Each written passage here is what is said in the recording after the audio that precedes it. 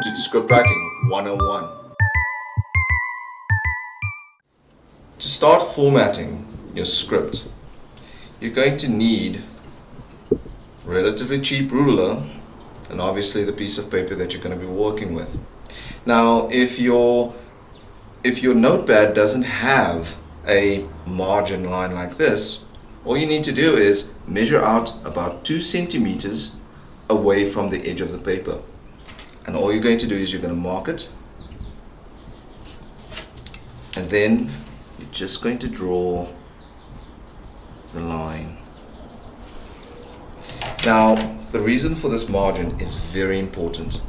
This is what you're going to use to actually start creating the centered nature of how the script is going to be formatted.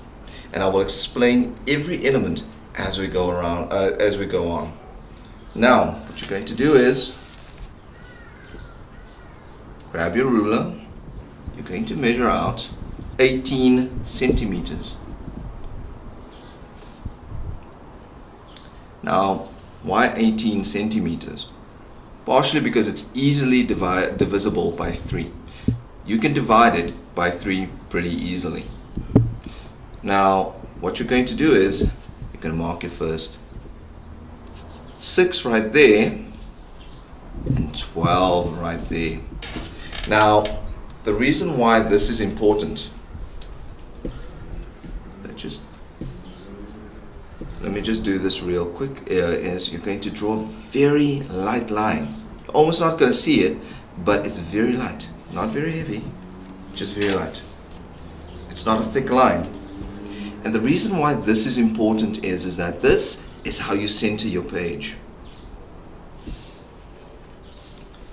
Now, if you look at really expensive software, you're going to find that when you write a character's name in it, that the name